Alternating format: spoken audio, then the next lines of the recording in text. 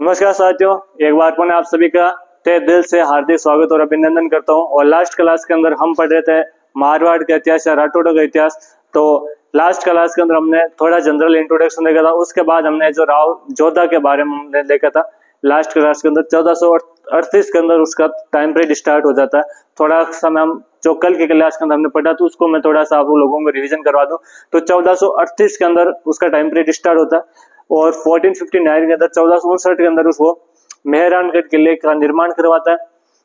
और वहां पर जो नींव है वो मैं बात करूं तो करनी माता ने इसकी नींव रखी थी और बलराम सॉरी वो थोड़ा ध्यान रखना। इसके अलावा मैं बात करूं 1460 के अंदर तो 1460 के अंदर वो एक मंदिर का निर्माण करवाता है, चामुंडा माता मंदिर का निर्माण, जिसके अंदर 2008 के अंदर एक मेहरानगढ़ दुखांतिका के नाम से एक घटना हुई थी और उसके अंदर उसकी जांच के लिए जसराज जस्टिस चोपड़ा आयोग की क्या की थी ना जो स्थापना की थी, आयोग जो उसकी जांच के लिए बनाया गया था। इसके अलावा मैं बात करूं उसकी रानी थी जिसका नाम था जसमादे और जसमादा ने रानीसर तालाब का निर्माण करवाती है। इसके अलावा हमारे एक इतिहासकार थे GH ओझा, गौरी शंकर, हीराचंद ओझा और जो ओझा जी हैं वो आपके राव जोधा को मारवाड़ के सबसे प्रतापी या सबसे महान शासक है वो बताते हैं। तो इसके बारे में आप लोग ध्यान रखना। और यहाँ तक हम लोगों ने लास्ट क्लास के अंदर देख लिया था। तो आज हम आगे शुरुआत करते हैं और आज हमारा जो राजा रहने वाला है वो रहेगा हमारा राव मालदेव।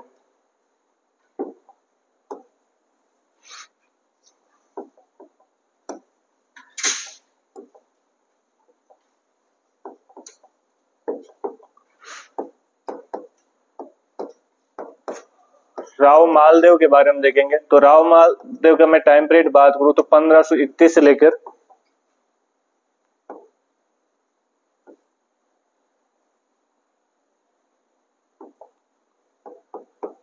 1562 तक इसका क्या था आपके टाइम रहा। 1531 से लेकर 1562 तक मालदेव का क्या रहता है टाइम पीरियड रहता। तो ये ध्यान रखना 1531 से 1562 तक इसका क्या रहता है टाइम पीरियड रहता। आगे मैं बात करूं मालदेव के बारे में तो सबसे पहले देखेंगे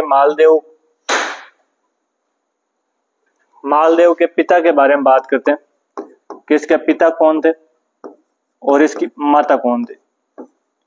इसके पिता की मैं बात करूं तो इसके पिता का नाम था राव गंगा या राव गंगा के नाम से था और इसकी जो माता थी उसका नाम था पद्मा कुमारी। पद्मा कुमारी इसकी क्या थी माता का नाम था। मैं बात करूं पद्मा कुमारी तो पद्मा कुमारी हमारे सिरोही के अंदर सिरोही का राजा था जिसका नाम था जगमाल देवड़ा। जगमाल देवड़ा हमने पहले भी नाम मेवाड़ के इतिहास पढ़ा था, उस टाइम भी जगमाल देवड़ा मारा आया था। तो सिरोही के जगमाल देवड़ा की क्या थी पुत्री थी। याद करो मैंने आपको उड़ना राजकुमार पृथ्वीराज के बारे में बताया था, उस टाइम जगमाल का मैंने आपको जिक्र किया था, ये वही जगमाल है। और इसकी आपकी जो पुत्र थी उसका क्या नाम था आपके पद्मा कुमारी थी, जो कौन थे हमारे राव मालदेव की माता जी थी। अब मैं बात करूं आपके इसके राज तिलक की, किसका जो राज तिलक है वो कहां पर हुआ। तो इसका जो राज तिलक है वो आता हमारे कहां पर सोजत में हुआ था। कहां पर हुआ था सोजत के अंदर इसका क्या हुआ राज तिलक हुआ था। तो ये भी ध्यान रखना सोजत के अंदर आपके मालदेव का क्या होता है राज तिलक होता है। और जब ये राजा बनता है तो इसके पास में 2 परगने थे। जब ये राजा बनता है या मैं बात करूं जब इसका राज तिलक हुआ, राज तिलक के समय इसके पास में 2 परगने थे। और 2 परगने कौन कौन से थे तो एक परगना था हमारा जहां पर इसका राज तिलक हुआ, अर्थात एक तो हमारा सोजत और एक कौन सा था हमारे जोधपुर था। तो ये इसके 2 क्या आपके परगने हुए। तो ये भी ध्यान रखना राज तिलक जो समारोह है सूर्य जो राज तिलक समय इसके पास में कितने परगने थे 2 परगने थे। ये तो आपका सोजत था, ये कौन सा था। मैं बात करूं राव मालदेव की तो राव मालदेव को मारवाड़ का पितरहंता बोलते हैं। मारवाड़ का क्या बोलते हैं पितरहंता बोलते हैं। पितरहंता कौन होता है तो पितरहंता वो होता है जो अपनी क्या करते हैं पिता की हत्या करके क्या बनता है राजा बनता है, तो उसको क्या बोलते हैं पितरहंता बोलते हैं। और इसने कहते हैं कि जो राव गंगा थे उनकी क्या कर दी थी, हत्या कर दी थी। इसलिए इसको मालदेव को क्या बोलते हैं, मारवाड़ का पितरहंता। हुआ क्या था, राव मालदेव को थोड़ा राजा बनने की जल्दी थी और जो राव गंगा जी थे वो जाने का नाम नहीं ले रहे थे। तो मालदेव ने कहते हैं कि एक बार वहां मेहरानगढ़ के किसी खिड़की के अंदर बैठे थे। राव गंगा सबसे ज्यादा अफीम का जो नशा वो सबसे ज्यादा किया करते थे। तो मालदेव कहते हैं कि मालदेव तो कहता है कि मैंने जाके उनके पैर ही छुए थे तब वो खिड़की से नीचे गिर गए। बाकी कहते हैं कि मालदेव ने उनको खिड़की से धक्का दे दिया गया था, जिसके कारण नीचे गिरने से, किले से नीचे गिरने से उनकी क्या हो गई थी, डेथ हो गई थी। तो ये भी ध्यान रखना, मारवाड़ का जो पितरहंता है वो कौन है, आपका मालदेव है, ये भी ध्यान। इसके अलावा मेवाड़ का आपसे कोई पूछ ले कि मेवाड़ का पितरहंता कौन है, तो उद्दा है। कौन है, उद्दा। उद्दा के बारे में मैंने आपको बताया था, कुंभा पढ़ाया था, मैंने बताया कि कुंभा की हत्या उसके बेटे उद्दा द्वारा कर दी गई थी। शिवलिंग के सामने जब जल चढ़ा रहा तो पीछे से उसकी हत्या कर दी जाती है। बाद में उद्दा को है जो वहां की जनता स्वीकार नहीं करती, बाद में जगमाल वहां पर राजा बनाया जाता है।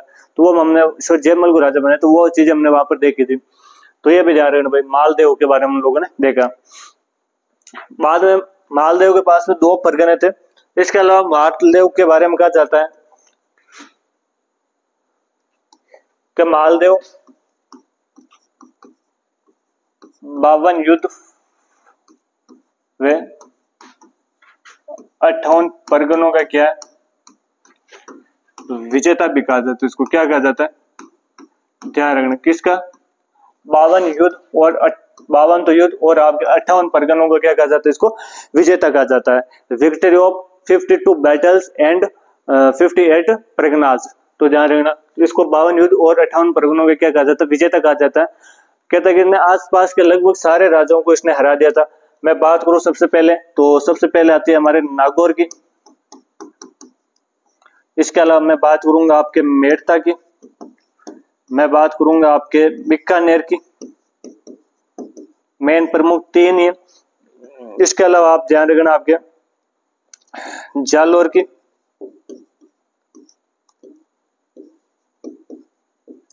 भाद्राजून की, और मैं बात करूं आपके जैसलमेर की, और मैं आपके बात करूंगा आपके बिलाड़ा की। बिलाड़ा जोधपुर के अंदर मंदिर, आई माता का प्रसिद्ध मंदिर भी है, तो इसके बारे में ध्यान रखना। तो ये हुआ। इसके अलावा एक जगह और है सिवाना, तो ये प्रमुख जगह थी, इनके बारे में जो देखने वाले हैं। तो नागौर की मैं बात करूं तो नागौर के अंदर ये दौलत खान को हराता है। किसको हराता है, आपके दौलत खान को हराता है। मैं वही बात करूं मेड़ता, तो मेड़ता के अंदर वीरमदेव को हराता है। वीरमदेव की मैं चर्चा करूं तो वीरमदेव के बारे में हमने जब पहले भी पढ़ा था, आपके सांगा के टाइम हमने पढ़ा था, आपके जो युद्ध हुआ था खानवा का युद्ध, उसके अंदर बताया था कि आपके मेड़तास का वीरमदेव उसकी सहायता के लिए आता है ना, तो वो वीरमदेव है। इसके अलावा मैं बात करूं बीकानेर, तो बीकानेर के अंदर जेत सिंह को हराता है ये। और मैं बात करूं आपके जालोर को, तो जालोर के अंदर सिकंदर खान को हराता है। और मैं बात करूं भाद्राजून के अंदर, तो इसके अंदर आपके डूंगर सिंह को हराता है। तो ये भी ध्यान रखना, डूंगर सिंह को भी इसके अंदर हराता है। मैं बात करूं आपके भाद्राजून की, हमने बात कर ली, सॉरी एक मिनट,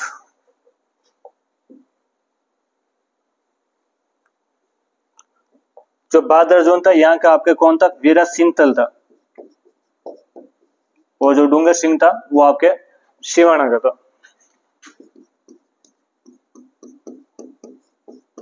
इनको भी क्या करता है, हराता है। इसके अलावा जैसलमेर के अंदर जैसलमेर के भाटियों को भी हराता है।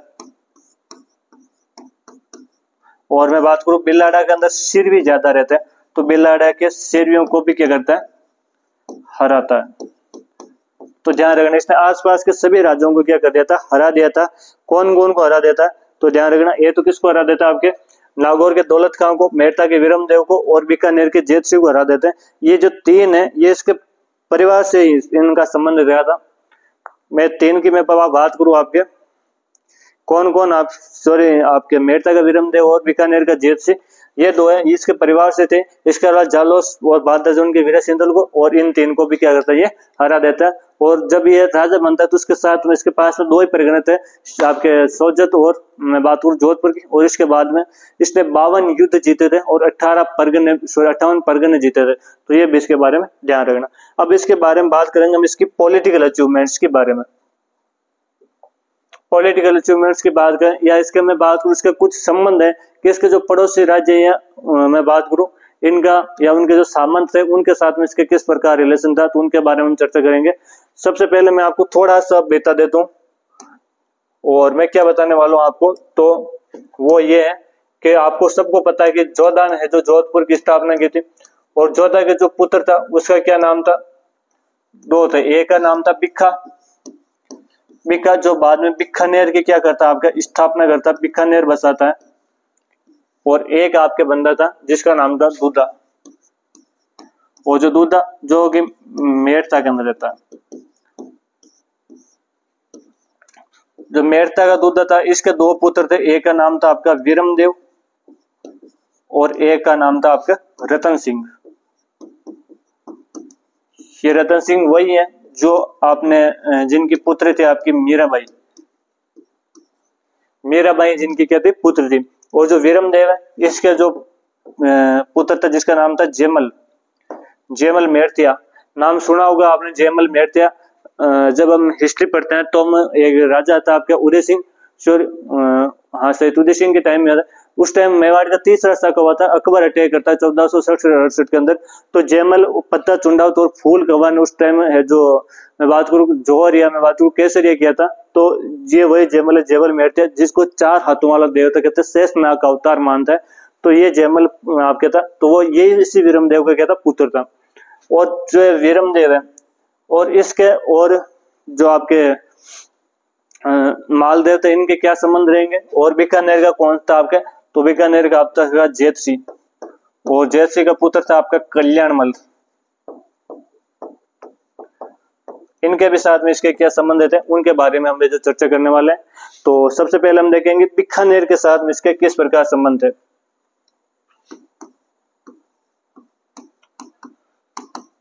बीकानेर के साथ संबंध, मालदेव के बीकानेर वालों के साथ में किस प्रकार इसके क्या था संबंध थे उनके बारे में एक बार हम नजर घुमा लेते हैं।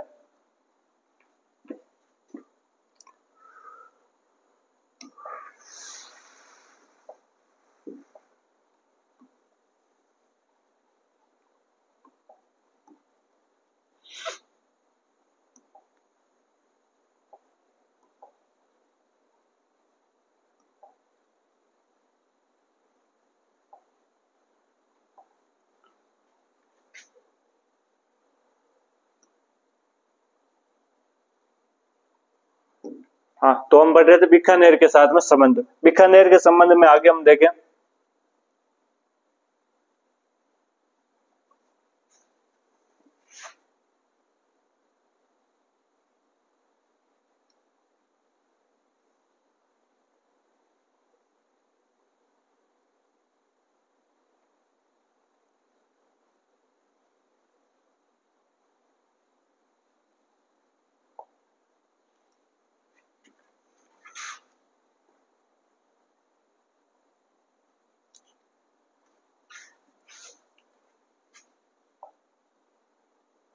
हाँ, तो हम देख रहे थे बीकानेर के साथ में संबंध। बीकानेर के अंदर हमने सबसे पहले देखा एक युद्ध होता है इन दोनों के बीच में और उस युद्ध का नाम था पाहेबा का युद्ध, पाहेबा या साहेबे का युद्ध।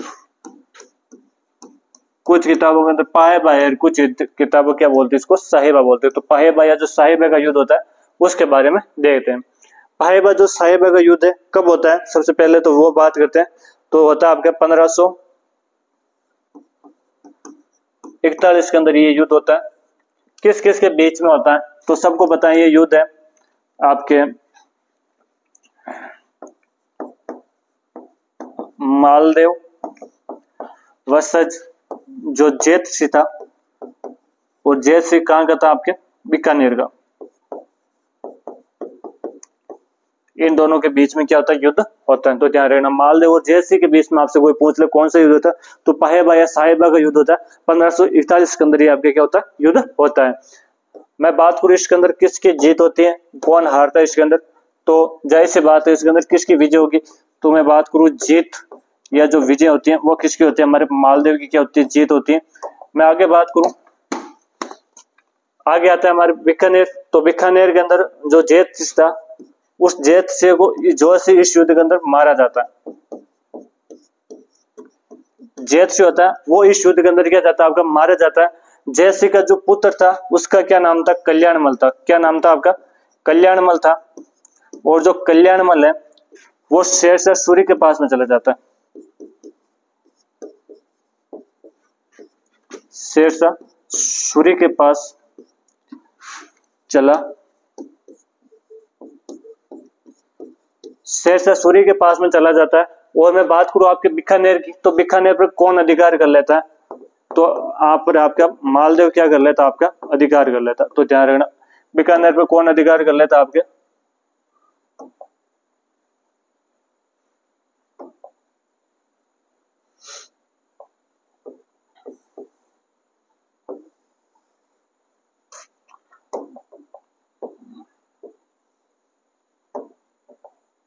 तो मालदेव यहाँ पर क्या कर लेता, आपके बीकानेर पर अधिकार कर लेता। और ये जो किला है या जो बीकानेर वाला जो दुर्ग था वो किसको सौंप देता है,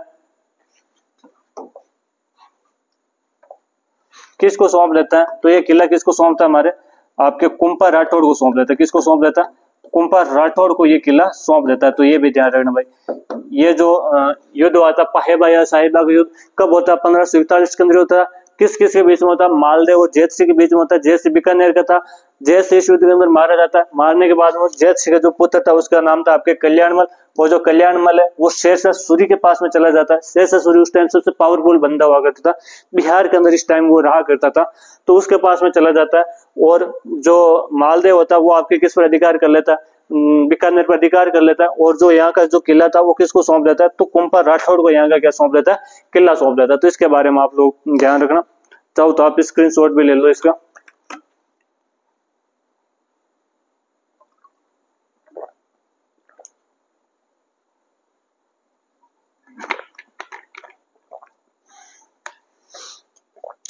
आगे बात करें तो यहां तक आप लोगों का क्लियर हो गया। तो बीकानेर के साथ में कुल मिला के मैं बात करूं तो मालदेव के जो संबंध थे वो अच्छे नहीं थे। आगे हम चर्चा करते हैं, आगे हम बात करेंगे मेड़ता की।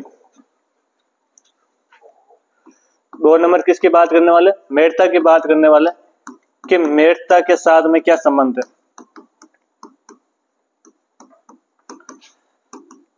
मेड़ता के साथ में इसके क्या थे, किस प्रकार के संबंध थे, उनके बारे में एक बार हम नजर घुमा लेते हैं। तो मैं सबसे पहले बात करूं आपके मेड़ता, तो मेड़ता के अंदर कौन था आपका, तो मेड़ता के अंदर था आपका वीरमदेव, वीरमदेव था। और वीरमदेव के पास में एक हाथी था जिसका नाम था दरिया जोश, दरिया जोश हाथी था। और इस हाथी को लेकर दोनों के बीच में लड़ाई हो जाती।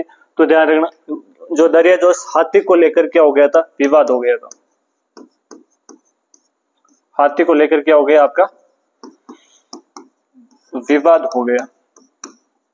तो ये भी ध्यान रखना भाई, किस हाथी को लेकर इन दोनों के बीच में विवाद उत्पन्न हो गया। तो दरिया जोश हाथी को लेकर इन दोनों के बीच में क्या हो जाता है, विवाद हो जाता है। मालदेव पावरफुल था,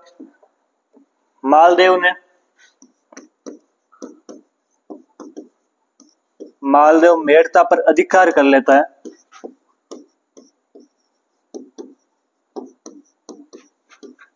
अधिकार कर लेता है।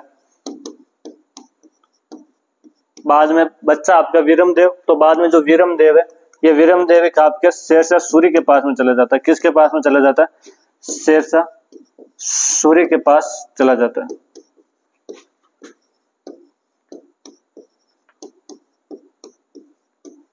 तो कुल मिला के बात यह है कि मेड़ता के साथ में और बीकानेर के साथ में भी मालदेव के अच्छे संबंध नहीं थे।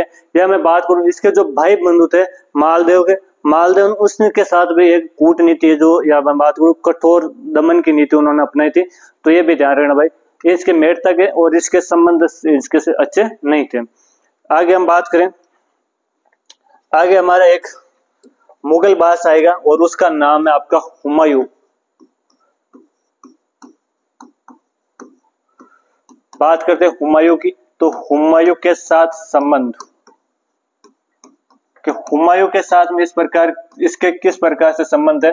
तो बात करें हुमायूं इस टाइम मुगल बादशाह हुआ करता था, तो हुमायूं के बारे में मैं आपको 2-4 बातें एक्स्ट्रा बताऊं। तो एक हमारे बंदा था आपके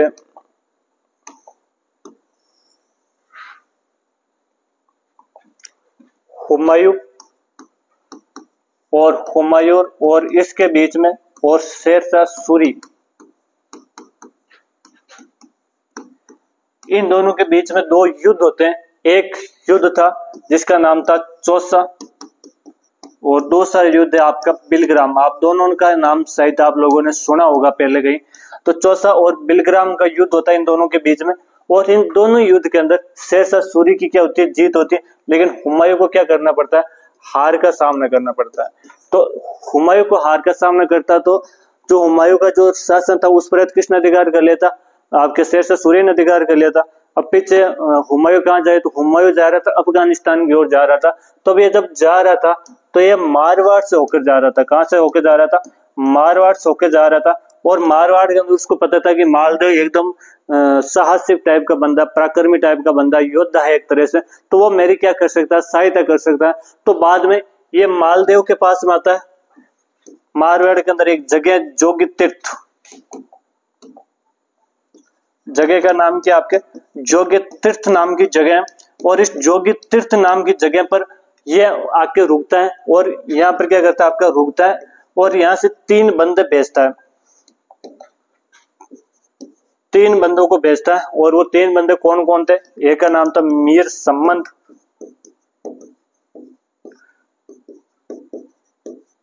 रायमल सोनी, और एक का नाम था आपका अतका खां। इन 3 बंदों को भेजता है किसके लिए, मालदेव के पास में भेजता है सहायता के लिए। लेकिन मालदेव के पास में तीनों बंदे जाते हैं और मालदेव इनको सहायता के लिए सकारात्मक उत्तर भी देता है, और इनको कहता है कि मैं आपको जो आपको बीकानेर किला दे दूंगा, आप वहां पर रुक जाना, और मैं आपको कुछ सैनिक सहायता भी दे दूंगा। ये बात कौन कहता है, मालदेव कहता है। लेकिन ये वापिस आते किसके पास में, हुमायूं के पास में, और बात होता है इसको जो भी बात हुई थी। तो हुमायूं ने कहा कि यदि मालदेव कह रहा तो ऐसा करेगा, और वो वहां पर जो रुकने का प्लान बना था। लेकिन ये बाद में बताते हैं कि वहां पर कुछ बंदे और भी आ रखे थे। तो बाद में हुमायूं वापस पूछता है कि उनके साथ उसने क्या बात की, तो वो पूछता है कि उनको है जो अलग कमरे में ले जाके बात करता है, हमसे अलग कमरे के अंदर करता है। तो बाद में हुमायूं को थोड़ा डाउट हो गया कि यार हो सकता है मालदेव हमारे साथ में कुछ गलत या कूटनीति अपना रहा होगा। या मैं बात करूं जो हुमायूं था, हुमायूं सबसे ज्यादा हमारे लाइब्रेरी के अंदर रहता था, पुस्तकालय के अंदर। लाइब्रेरी में इसको थोड़ा किताबें पढ़ने का ज्यादा ही शौक था। कहते हैं कि जब हुमायूं की लास्ट टाइम में डेथ हुई थी, तभी वो जब लाइब्रेरी की सीढ़ियों से नीचे उतर रहा था, तो उससे गिरने से वहां से इसकी डेथ हुई थी। तो इसका जो लाइब्रेरी का, या मैं बात करूं जो लाइब्रेरी का जो अध्यक्ष था, जिसका नाम था मुल्ला सुर्ख नाम करके इसका लाइब्रेरी का अध्यक्ष हुआ करता था। और उस मुल्ला सुर्ख के कहने पर ये उस पर क्या नहीं करता, विश्वास नहीं करता। तो बाद में फाइनली उधर आगे अफगानिस्तान साइड चला जाता है। तो ये भी थोड़ा ध्यान रखना। तो हुमायूं या मैं बात करूं मालदेव यदि थोड़ी बहुत समझदारी दिखाते तो ये आपके शेरशाह सूरी के खिलाफ है जो गठबंधन बना सकते थे। या मैं बात करूं अफगानों का जो शासन था वो भारत से क्या कर सकते हैं, समाप्त कर सकते। तो यहाँ पर दोनों ये जो थोड़ी समझदारी नहीं दिखाते हैं। तो मालदेव जो हुमायूं था वो अपने पुस्तकालय अध्यक्ष था जिसका नाम था मुल्ला सुर्ख, उसकी बातों में आके जो इस पर विश्वास नहीं करता। तो ये भी थोड़ा ध्यान रखना इसके साथ में क्या संबंध है। आगे मैं बात करूं 4 नंबर आता है आपका मेवाड़, कि मेवाड़ के साथ संबंध। मेवाड़ वालों के साथ में इसके किस प्रकार संबंध है। तो मेवाड़ वालों के पास मैं बात करूं तो सबसे पहले तो इसके अच्छे संबंध है, लेकिन बाद में थोड़े से इसके क्या हो गए, थोड़े इसके बाद में नेगेटिव, मैं बात करूं जो संबंध है वो हमारे कैसे हो गए, खराब हो गए। मैं बात करूं पहले तो सबसे पहले इसने मेवाड़ वालों के खानवा के युद्ध में भी सहायता की। खानवा के युद्ध में क्या करता है, सहायता करता है। मैंने आपको बताया था जब खानवा का युद्ध मैंने स्टार्टिंग की थी, मैंने आपको बताया था कि आपके मारवाड़ से मालदेव आता है, बीकानेर से कल्याणमल आता है, और मैंने वहां पर साइट में ये भी बताया था कि दोनों क्या थे, इस टाइम राजकुमार थे। राजा मारवाड़ का राव गंगा था और बीकानेर का राव जयसिंह था। तो ये दोनों उस टाइम भी जाते हैं, तो खानवा के युद्ध में भी क्या करता है, ये सहायता करता है। और मैं बात करूं जो घायल सांगा था, घायल सांगा को युद्ध से बाहर भी लेके आते हैं।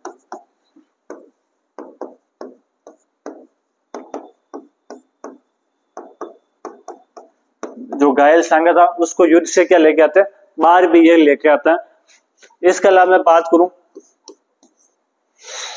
तो एक युद्ध हुआ था हमारे मावली का युद्ध। मावली का युद्ध जब हम हिस्ट्री पढ़ते हैं 1540 के अंदर युद्ध होता है। कब होता है, 1540 के अंदर युद्ध होता है। महाराणा उदय सिंह और उनका एक दासी पुत्र था जिसका नाम था बनवीर, इन दोनों के बीच में होता है। उदय सिंह वही महाराणा प्रताप के जो पिताजी थे महाराणा उदय सिंह, इन दोनों के बीच में होता है। उस टाइम इसने उदय सिंह की सहायता की थी और इसने उदय सिंह को राजा बनाने में क्या करता है, सहायता करता है। उदय सिंह को राजा बनाने में भी क्या करता है, आपकी सहायता करता। यह भी ध्यान रखना भाई, उदय सिंह राजा बहुत मुश्किल से बने थे। इससे पहले इनके साथ में मैं बात करूं, मेवाड़ का हुआ था दूसरा साका 1531-32 के अंदर या 33 के अंदर हुआ था। तो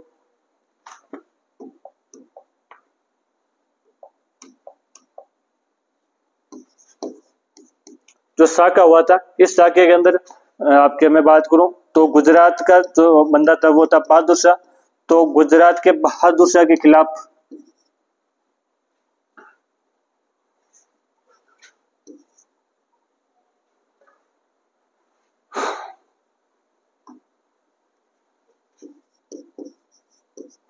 गुजरात के बहादुर शाह के खिलाफ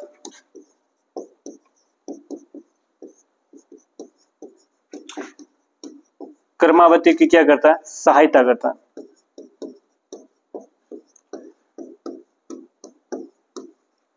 सहायता करता है, कर्मावती की सहायता करता है। तो ये भी ध्यान रखना, विक्रमादित्य की भी क्या करता है, सहायता करते हैं। बाद में विक्रमादित्य तो डेथ हो जाती है, बाद में फाइनली आपके कौन राजा बनता है, उदय सिंह जी राजा बन जाते हैं मेवाड़ के। तो ये भी ध्यान रखना। तो गुजरात के बहादुर शाह के खिलाफ कर्मावती की क्या करता है, सहायता करता है। अच्छा, तो दूसरा शाखा हुआ था उसमें भी इसकी क्या करता है, सहायता करते हैं। तो इसके मतलब कुल मिला के मैं बात करूं तो मेवाड़ के साथ में इसके क्या था, संबंध अच्छे थे। लेकिन लास्ट में एक युद्ध होता है और युद्ध का नाम था आपके हरमाड़ा का युद्ध।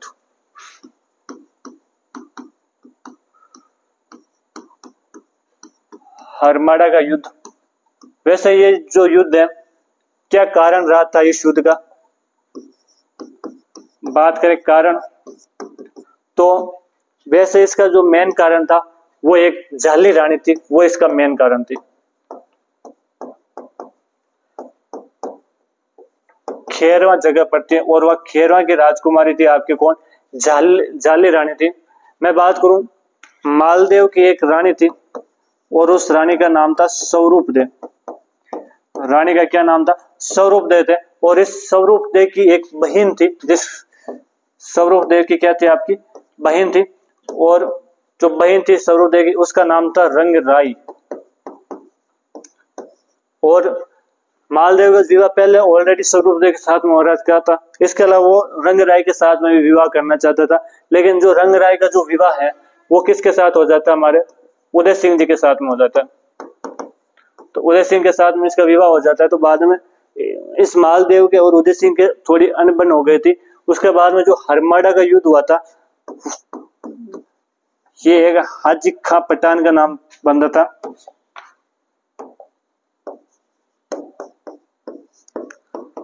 हाजी खां पठान वर्सेज उदय सिंह के बीच में युद्ध होता है। लेकिन इसके अंदर हाजी खान की सहायता भी कौन करता, मालदेव इसकी क्या करता, सहायता करता। तो ये ध्यान रखना भाई, जो हरमाड़ा का युद्ध किसके बीच में होता और क्या कारण था, ज्यादा इंपॉर्टेंट है नहीं ये युद्ध। तो ये भी ध्यान रखना भाई। मैंने आप लोगों को इसके संबंध बता रहे थे, तो मैंने पहले तो आपको इसके संबंध बताए किसके साथ में, आपके पहले हमने संबंध पढ़े बीकानेर के साथ में, उसके बाद मेड़ता के साथ में, उसके बाद हुमायूं के साथ में, उसके बाद हमने पढ़े मेवाड़ के साथ में। अब हम इम्पोर्टेंट चीज है वो है हमारी अब वाली, और अब वाली क्या इम्पोर्टेंट चीज है वो ये है कि इसका संबंध है जो किसके साथ में, तो शेरशाह सूरी के साथ में।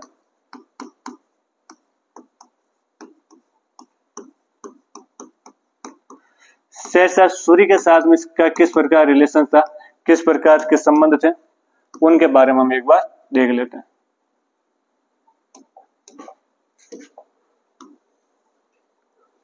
तो शेरशाह सूरी के बारे में देखते हम। शेरशाह सूरी के बारे में तो एक विश्व प्रसिद्ध युद्ध आप लोगों ने नाम सुना होगा,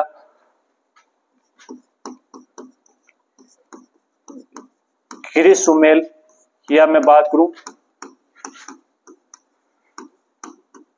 जेतारण का युद्ध। गिरी सुमेल या जो जेतारण का युद्ध है वो हुआ था। और मैं बात करूं युद्ध कब होता है,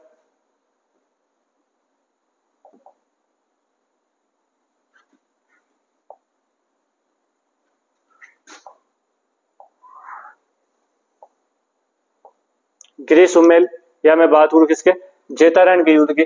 तो ये जो गिरी सुमेल शायद जेतारण जो जगह ये प्रेजेंट टाइम में ब्यावर के अंदर चली गई है, ठीक है। होता कब है ये युद्ध, तो ये होता है 5 जनवरी 1544 को ये क्या होता है आपका युद्ध होता है। 5 जनवरी 1544 को युद्ध होता है। किस किस के बीच में होता है, तो ध्यान रखना, मालदेव वर्सेज शेरशाह सूरी के बीच में युद्ध होता है। शेरशाह सूरी के बीच में युद्ध होता है और शेरशाह सूरी के इसके अंदर क्या होती है, जीत, या मैं क्या बात करूं विजय होती है, वो किसकी होती है, शेरशाह सूरी की होती है। तो ध्यान रखना जेतारण या जो गिरी सुमेल का युद्ध है वो शेरशाह और मालदेव की, सॉरी मालदेव शेरशाह सूरी बीच में, शेरशाह सूरी के इसके अंदर क्या होती है आपकी जीत होती है। अब मैं आगे बात करूं आपके,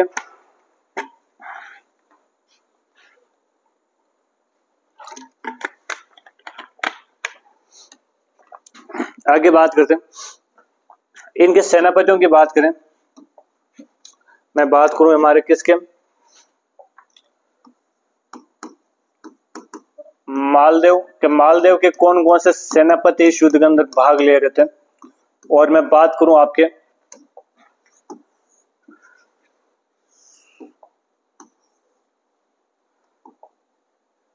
शेरशाह सूरी के कौन कौन से सेनापति थे। जो मैं बात करूं मालदेव की, तो मालदेव का जो प्रमुख सेनापति थे 2 थे इसके अंदर, एक का नाम था जेता और एक का नाम था आपके कुंपा राठौड़ और जेता राठौड़। इसके अंदर क्या थे, इस जेता के नाम से जेता रण नाम पड़ा था। जेता का रण, रण का मतलब होता है युद्ध या मैदान। तो जो जेता का जो रण का युद्ध का मैदान होता है, रण का मतलब, तो जेता का जो मैदान था उसके नाम से जेतारण नाम पड़ा। शेरशाह सूरी की मैं बात करूं इसके कौन कौन से सेनापति थे, तो इसके 2 प्रमुख सेनापति, एक का नाम था आपके विरमदेव मेड़ता का और एक कौन था आपका कल्याण मल। बात करते हैं कि ये युद्ध हुआ क्यों था, तो पहले इस युद्ध का वही साम्राज्यवादी नीति, इस युद्ध का प्रमुख कारण हम मान सकते हैं वो प्रमुख कारण था नहीं, वो अदर कारण था। प्रमुख कारण की मैं बात करूं तो प्रमुख कारण तो ये था कि मालदेव जो वो लगातार है जो शक्तिशाली हो रहा था, तो शेरशाह सूरी को कहीं ना कहीं ये डाउट था कि मालदेव है जो कहीं ना कहीं दिल्ली सल्तनत के लिए कहीं ना कहीं क्या खतरा है, इसको हेड जहीं पे क्या दबाया है जो जाना जरूरी है। दूसरा, मालदेव के विद्रोही कौन कौन थे इस टाइम, तो ये तो कल्याण मलवार, एक आपका विरमदेव हुआ। उन दोनों को बाद में शरण कौन देता, तो शेरशाह इसको क्या देता, शरण देता। ये भी इसका युद्ध क्या था प्रमुख। तो ये 2 प्रमुख इसके प्रमुख आपको कारण मान लो, ये तो दिल्ली सल्तनत के लिए खतरा था, दूसरा इन दोनों को कल्याणमल और विरमदेव को सहायता मिलती है या सहायता कर देता है। तो ये 2 इसके प्रमुख कारण हुए। बात करें युद्ध होता है और युद्ध के अंदर कहते हैं कि जो स्टार्टिंग फेज था उसके अंदर मालदेव हावी रहता है, लेकिन कहते हैं कि चालाक की यदि किसी सबसे ज्यादा यदि चालाक कोई बंदा था तो आज तक शेरशाह सूरी को माना गया। शेरशाह सूरी को कहते हैं कि लोमड़ी जितना चालाक था ये। और शेरशाह सूरी ने ये युद्ध कहते हैं कि चालाकी से जीता था। किससे जीता था? चालाकी से जीता था।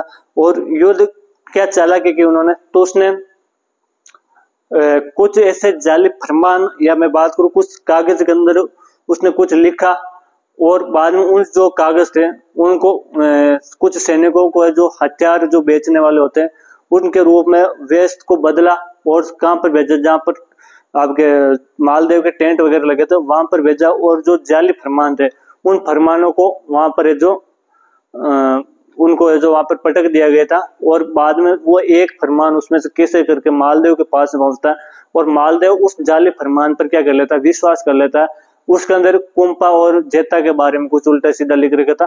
उसके अंदर ऐसा लिख रखा था कि जेता और कुंपा है जो शेरशाह के साथ मिले हुए हैं, शेरशाह है जो जेता कुंपा दोनों मालदेव को पकड़ा देंगे, उसके बाद में वो जोधपुर पर अधिकार कर लेगा, जोधपुर जेता कुंपा को देख ऐसा कुछ उसके अंदर जाली फरमान था।